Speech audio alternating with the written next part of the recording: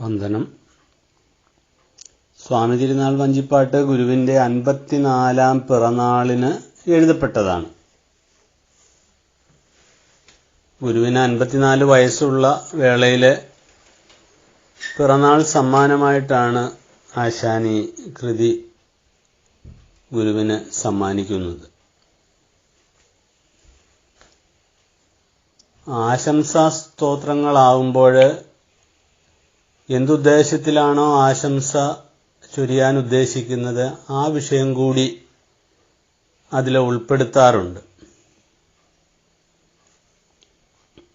സ്വാമിക്ക് ഈ സുമുഹൂർത്തത്തില് സുന്ദരവേളയിലെ 54 വയസ്സായി. അക്കാരണത്താല് ഇനിയും ഒരു 54 വയസ്സുകൂടി ജീവിച്ചിരിക്കട്ടെ എന്നൊരാശംസ ഇവിടെ ആശാൻ നൽകുകയാണ്.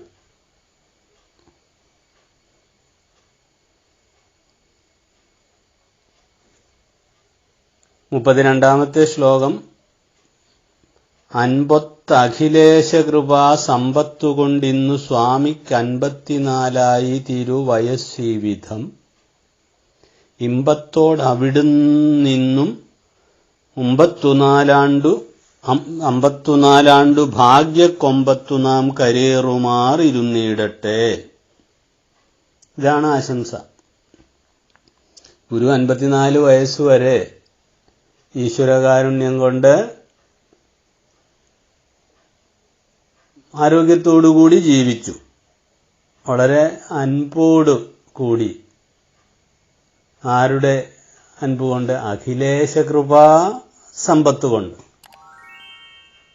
അഖിലേശന്റെ, ഈശ്വരന്റെ കൃപാസമ്പത്തുകൊണ്ട് അൻപൊത്ത്, അൻപ്,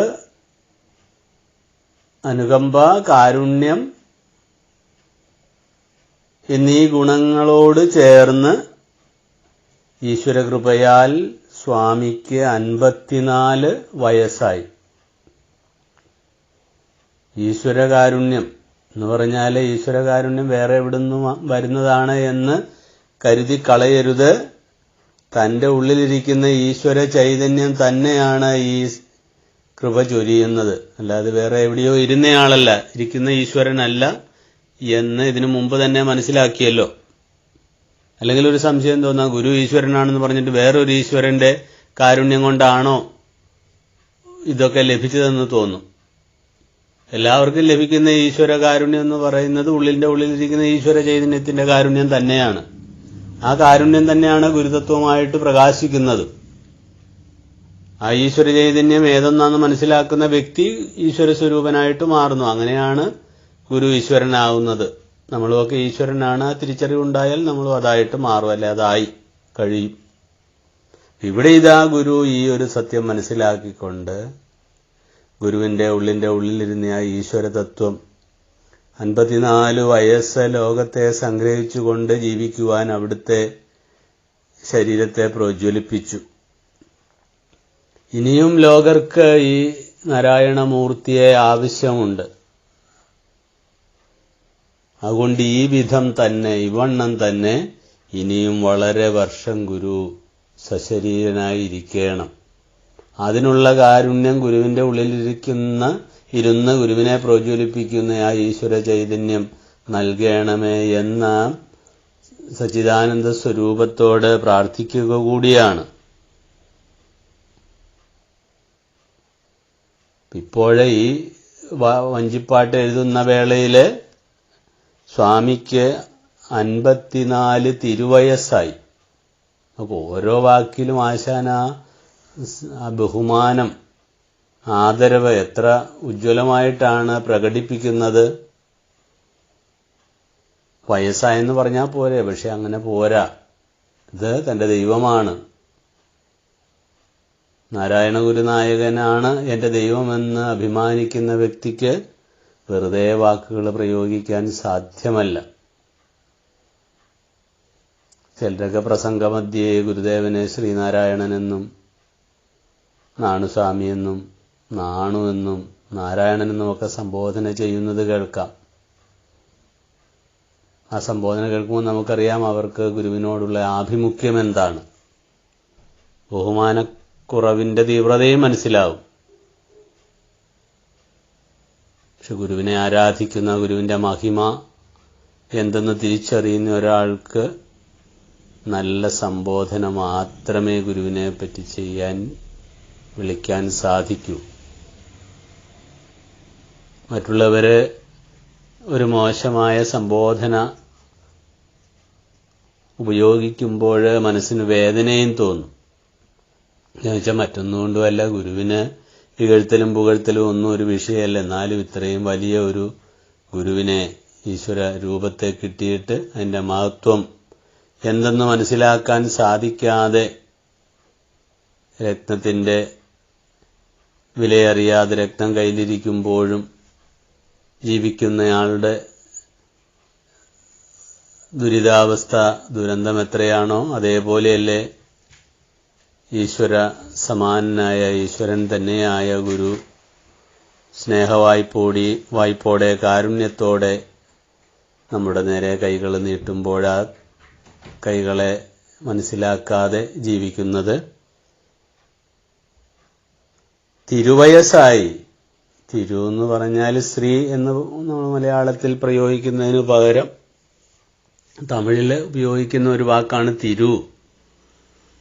ഐശ്വര്യത്തിന്റെ പ്രതീകമാണ് ഈ വാക്ക്. അപ്പൊ തിരുവയസ്സായി, സ്വാമിക്ക് 54 വയസ്സായിരിക്കുന്നു. ഇനിയും എന്ത് ചെയ്യണം? ഇമ്പത്തോട് അവിടുന്ന് ഇന്നും 54 ആണ്ടു ഭാഗ്യക്കൊമ്പത്തു നാം കരേറുമാറിരുന്നിടട്ടെ. നമ്മളുടെ ഭാഗ്യമാണ്, ഭക്തന്മാരുടെ ഭാഗ്യമാണ് ഗുരു.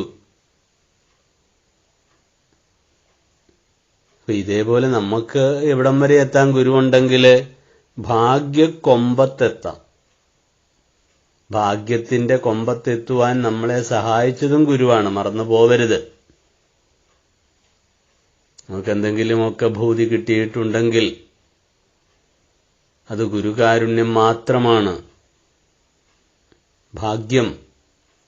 ഭാഗ്യക്കൊമ്പത്തെ ഓരോരുത്തരെയും കയറ്റാൻ ഗുരു ശ്രമിച്ചു. കയറില്ല എന്ന് പറഞ്ഞിരുന്നവരൊഴികെ ബാക്കിയുള്ളവരൊക്കെ ഭാഗ്യക്കൊമ്പത്ത് കരയേറി. ഇപ്പോഴും ഗുരുവിനെ ഉപാസിക്കുന്നതാണ് ഏറ്റവും വലിയ ഭാഗ്യം എന്ന് പറയുന്നത്. ഗുരുവിനെ മനസ്സിലാക്കുക, ഗുരുപദത്തിൽ ചരിക്കുക, ഇതൊക്കെ ഒരു വലിയ ഭാഗ്യമാണ്. പക്ഷെ ഭാഗ്യഹീനരാണ് ഏറെയും. ഗുരുവിനെ കിട്ടിയിട്ടും ഗുരുദർശനം ഇവിടെ ഉണ്ടായിട്ടും ഗുരുവിന്റെ മനോഭാവം എന്തെന്ന് അറിയാതെ, ഗുരുവിന്റെ തത്വം എന്തെന്ന് മനസ്സിലാക്കാതെ, ഗുരു അതാണ് ഇതാണെന്ന് പറഞ്ഞ് ഗുരുമുഖത്ത് നിന്ന് മാറി നടക്കുന്നത്, വിമുഖരായിട്ട് നിൽക്കുന്നതാണ് ഏറ്റവും വലിയ ഭാഗ്യക്കേട്, ഭാഗ്യമില്ലായ്മ, ഭാഗ്യശൂന്യത. അപ്പൊ ഇവിടെ ഗുരുവിന്റെ സാന്നിധ്യം കൊണ്ട് ആളുകൾക്ക് എവിടം വരെ പോവാം? ഭാഗ്യക്കൊമ്പത്ത് നമുക്ക് കരേറാം. അങ്ങനെ കരേറുന്നതിനു വേണ്ടി സ്വാമി ഇനിയും നീണ്ട വർഷം ഇരിക്കണമേ എന്ന് ഇവിടെ ആശാന്റെ ഒരു ആഗ്രഹം വാഗ്രൂപത്തിൽ വന്നിരിക്കുകയാണ്. അവിടുന്ന് ഇമ്പത്തോട് അവിടുന്ന് 54 ആണ്ട് ഭാഗ്യക്കൊമ്പത്തു നാം കരേറുമാറിരുന്നിടണം. ഗുരുവിനെന്നും ലോകത്തോട് സ്നേഹവും കാരുണ്യവും ഇമ്പവും ഒക്കെ ആയിരുന്നല്ലോ. ഇനിയും തുടർന്ന് അവിടുന്ന് 54 വർഷവും ജീവിച്ചപ്പോൾ ലോകത്തിന് കരുണ മാത്രമാണ് ചൊരിഞ്ഞത്. ആ കരുണ മേലും ഉണ്ടാവണം. എന്തിനാണ് ഏകാദശി നോക്കുന്നത്? വൈകുണ്ഠം നന്നാവാനല്ലല്ലോ. ഗുരുവിനെ എന്തിനാ ഓരോരുത്തരും പ്രാർത്ഥിക്കണമെന്ന് പറയുന്നത്? ഗുരുവിനൊന്ന് വലുതാവാൻ വേണ്ടിയല്ല, മറിച്ച് ആരാണോ ഗുരുവിനെ പ്രാർത്ഥിക്കുന്നത് അവർക്ക് ഭാഗ്യത്തിന്റെ കൊമ്പത്ത് എത്തിച്ചേരണം. അപ്പൊ അങ്ങനെ ലോകത്തെ മുഴുവൻ ഭാഗ്യത്തിന്റെ കൊമ്പത്തേറ്റിയ ശ്രീനാരായണ മാമുനിയെ പ്രാർത്ഥിക്കണമെങ്കിലും ഒരു ഭാഗ്യം വേണം. ആ ഭാഗ്യം അറിഞ്ഞോ അറിയാതെയോ നമുക്കൊക്കെ കിട്ടിയിട്ടുണ്ട്. ആ ഭാഗ്യത്തെ വേണ്ടതുപോലെ ഉപയോഗിച്ച് ഭാഗ്യക്കൊമ്പത്ത് കരേറിയാണ് നാം ഇരിക്കുന്നത് എന്ന തിരിച്ചറിവിൽ ജീവിക്കാനുള്ള ഗുരുകാരുണ്യം ഉണ്ടാവട്ടെ.